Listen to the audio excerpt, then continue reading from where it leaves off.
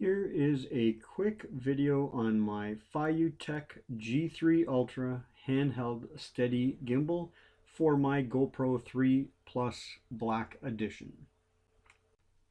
Here is the box that the G3 Ultra gimbal comes in from Feiyu-Tech. As I said, I bought this on Amazon. On the back, it just has some pictures on the roll, pitch, and heading that the gimbal has. I am not going to lie to you, I just bought my GoPro 3 Plus Black Edition before Christmas and thought this would be a good addition to the video that I have been taking. Inside of the sleeve of the box comes this white box, and inside that box is your unit with the instructions and your warranty card laid out on top. The instructions they're pretty straightforward. They do come in a few different languages, and most importantly for me, they do come with English instructions. On top of the packaging is your charger for your batteries, and here I'm taking out the batteries. You get 4 batteries, as the unit takes 3, as does the charger. Charger comes with an outlet. This one is standard for North America. It also comes with an adapter should you be traveling with your unit and need to plug it in there.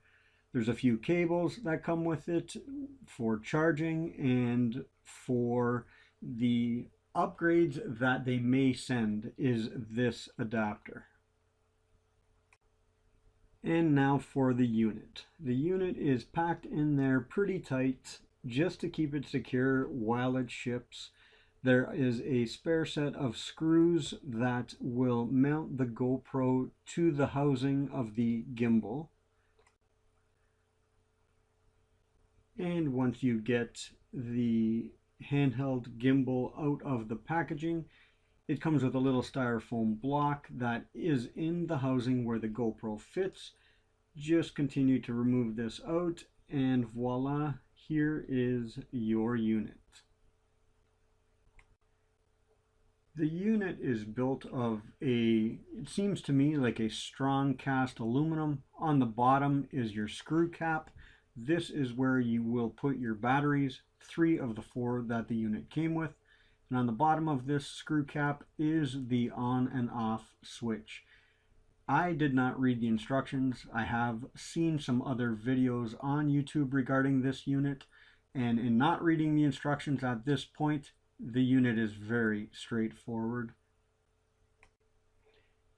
The batteries are packed in 2s in a little plastic heat wrapped unit. Just peel the plastic off, free the batteries, as I'm struggling to do here. I used my teeth, did not chip any. That is a good thing. And once the batteries are out of their plastic, just continue to take off the end cap screw and insert 3 batteries, positive side first, into the gimbal and replace the cap. As such, I did not over tighten it, just snugged it in. Now I just removed the little styrofoam insert where the GoPro camera will sit, and at this point I'm just playing around with it, not putting the GoPro in it yet. Press the button on the bottom of the unit and that will power it up, and you will see in a moment the button on my thumb that changes you between your functions, and it is an LED button and it will light up. Now this button by my thumb, it is a default to a single flash, and that function is called heading follow mode. If you double press this button, it will double flash the LED light, and that function is called heading and pitch follow mode. If you press this button for 2 seconds, that LED will be on constantly, and that is called heading, pitch, and roll locked mode. Again here, I'm just playing around with it. If you watch the LED, it is flashing single. And again, that means it is heading follow mode. Here is the button for the power, just powering the unit up. It will automatically level and center. You'll see the flashing light on the top of the gimbal. That is a battery indicator light. And again, the number of flashes that has indicates your battery life. On the battery indicator light, if the blue light flashes 3 times, that indicates your handheld gimbal has full power. If the blue light flashes twice, that means you have enough power. And if the blue light flashes once, that means low power. And if the blue light keeps flashing steady, that means you have no power and it is time to recharge your batteries. And again, playing around with the unit here, you'll see the double flash on the thumb LED light flashing twice. That's indicating I'm in heading and pitch follow mode, which if you turn your unit, it moves around. Here I've just changed it to it is flashing solid, and that is head, pitch, and roll are locked. So no matter how you move the gimbal, the camera is going to constantly face forward. And this is a single press moving back to heading follow mode. So here you can move the gimbal horizontal with the ground. You'll see the effect. The camera is still straight, still steady, up and down. Move it all around. And then I just simply turned the unit off. So I'm kind of like a kid in a candy store and hooked it up to my mountain bike. I used a couple different mounts to just mount it to the handlebars. For this point, I do plan on taking it off-road, and I'm just taking my bike around the block for a ride just to see the smoothness of the video. I haven't watched this, simply uploaded it to this video.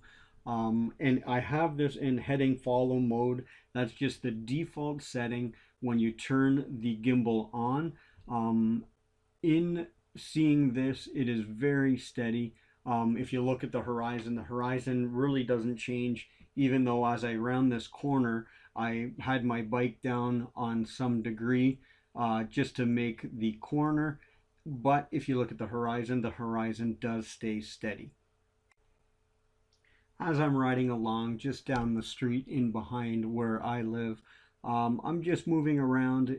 You can't really tell by the video, but I'm kind of doing some small S's on my bike. The curb distance here stays about the same.